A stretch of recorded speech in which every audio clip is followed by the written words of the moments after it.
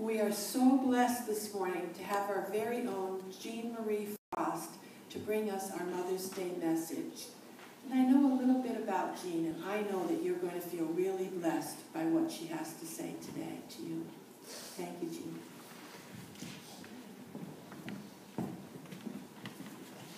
Happy Mother's Day to all you mothers. As you know, I'm very nervous up here. I'm not a speaker, but I feel I have stuff to share. I don't know if you see from the back, but this is my mom and me and my brother when I was little. So I just want to honor her. She passed away 3 years ago. And this is me with my 5 children when I had them when they were young. So, and one of my children's here, my youngest one is my grandson.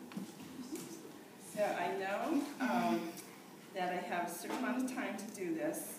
And I actually practiced with BJ, and the first time I did it real quick in 7 minutes, she says, that's too short. So the chapters found on some things. I said, okay. I said, but I just don't want to be too heavy. But so then I did it again last night, and that was too long. So today it's going to be just right. Just right. And I have my notes to look at.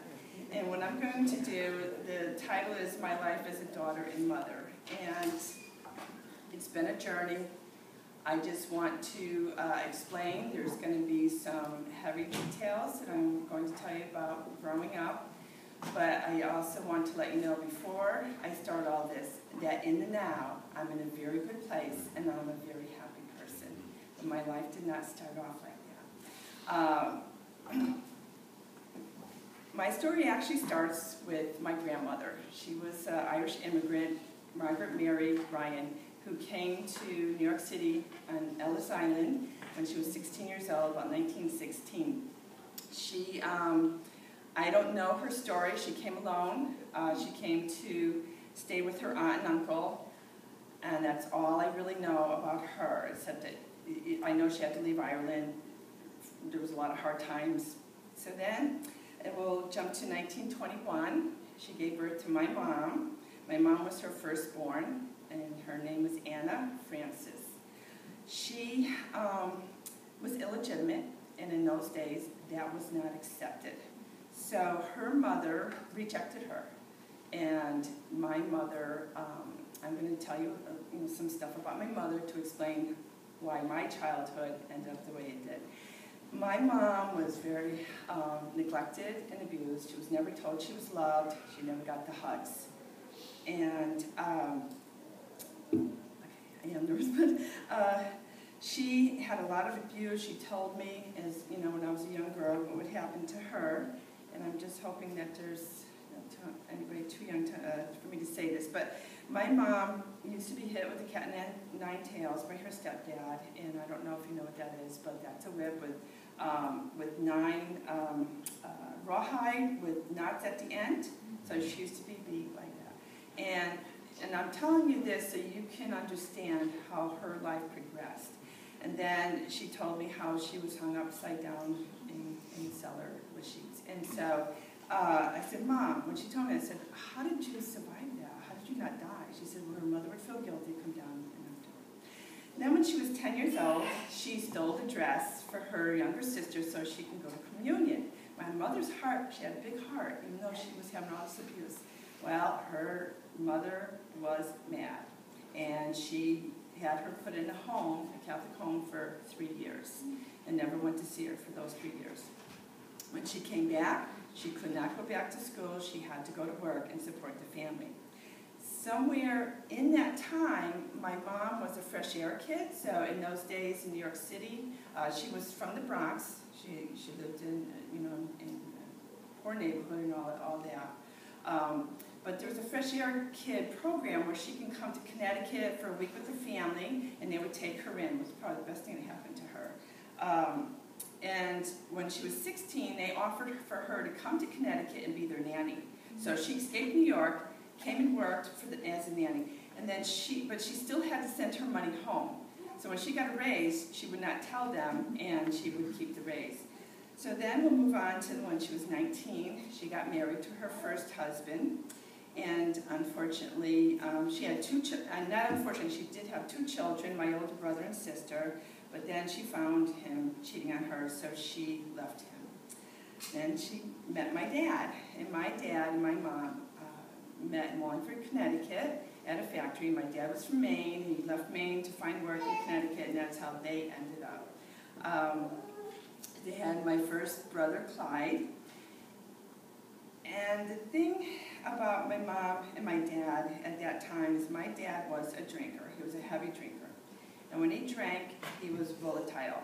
So he was abusive to my mom.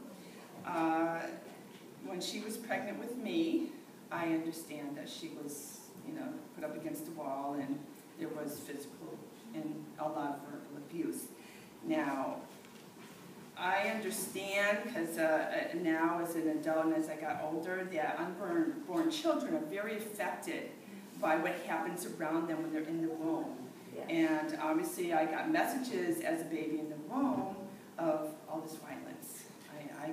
I cannot watch violent movies. I cannot, I can't handle any violence. I don't like confrontation. It shakes me up. And I think it definitely started from the womb. My dad, let's see, when my mom was pregnant with me, my dad went back to Maine, and so my mom was on her own. In September 22nd, 1952, no, I don't look that old, but I am, she had to take the bus to go have me. When she got there, her depression was so severe, they did not deliver me. I was just going to be a C-section. She was going to have a C-section. They couldn't deliver me. Because they were afraid of losing me and losing my mom. So they had to get her spirits up, and so the next morning, September 23rd, 1952, I was born, 5 pounds, 6 ounces. So knowing this about unborn babies, when I started having my children and getting pregnant, I did everything I could to give them a good start, and I knew that they could hear from the womb, so I would play classical music, I wouldn't drink coffee, I didn't drink alcohol at all, I didn't smoke, I would walk and eat healthy food, I did everything I could. I want to make sure that they had a good start. So, back to my childhood. Now, because of all this abuse and my mom's hurts, she self-medicated with alcohol, very severely.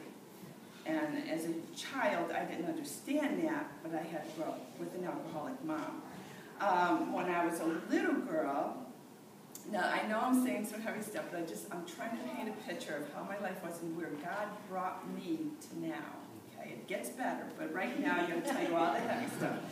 We'll all breathe. Pardon? We'll all breathe. Okay. Okay. When I was 5 years old, I can remember being left alone.